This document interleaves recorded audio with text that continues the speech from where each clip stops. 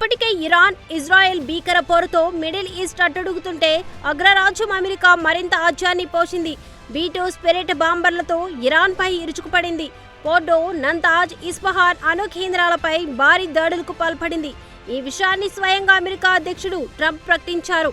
Social మీడియాలో post చేస్తూ భారీ బాంబులు పోర్టుపై కూడా వేశామన్నారు. ఇరాన్ గగనతలం బయట నుంచే ఈ దాడులు చేసి విమానాలు సురక్షితంగా తిరుగుముఖం పట్టాయన్నారు. ఇక ప్రపంచంలో ఏ మిలిటరీకి ఇది సాధ్యం కాదని అమెరికా యోధులకు అభినందనలు తెలిపారు. ఇంకో పోస్ట్ లో ఓపెన్ సోర్స్ ఇంటెలిజెన్స్ ప్రకారం పోర్డో నాశనమైందని పేర్కొన్నారు ట్రంప్. అయితే ఇప్పుడు ఇది శాంతికి సమయమని అమెరికా అధ్యక్షుడు పేర్కొనడం గమనార్హం.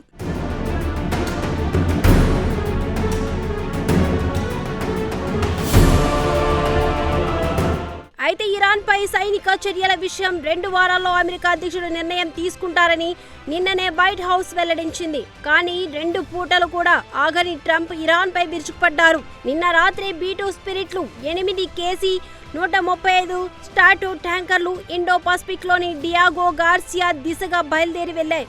ఇవి మైటీ 11, మైటీ 21 అనే కాల్ సైన్లు వాడినట్లు కూడా ఫైట్ రాడార్ 24 పేర్కొంది.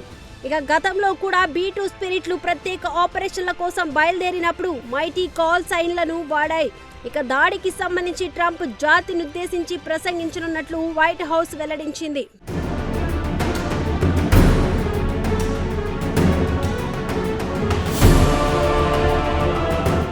అయితే ఈ దాడితో ఇరాన్, ఇజ్రాయెల్ యుద్ధంలో అమెరికా కూడా ఎంట్రీ ఇచ్చినట్లయింది. అగ్రరాజ్యం ప్లానింగ్ కు పూర్తిగా సహకరించినట్లు ఇజ్రాయెల్ వెల్లడించింది. అయితే ఇప్పట్లో అదనపు దాడులు చేసే ఉద్దేశం అమెరికాకు లేనట్లు CNN పేర్కొంది. ఇక ఈ దాడులను ఇరాన్ ధృవీకరించింది. ఇస్ఫహాన్, నంతాజ్ వద్ద పలు పేలుళ్లు చోటు చేసుకున్నట్లు డిప్యూటీ గవర్నర్ అక్బర్ సలేహీ ప్రకటించారు. ఇక పోర్డో అణు కేంద్రం ఇరాన్కు చాలా కీలకం. ఇక్కడున్న ఓ పెద్ద పర్వతాన్ని తొలిచి కొన్ని వందల అడుగుల లోతులో దీన్ని నిర్మించడం జరిగింది.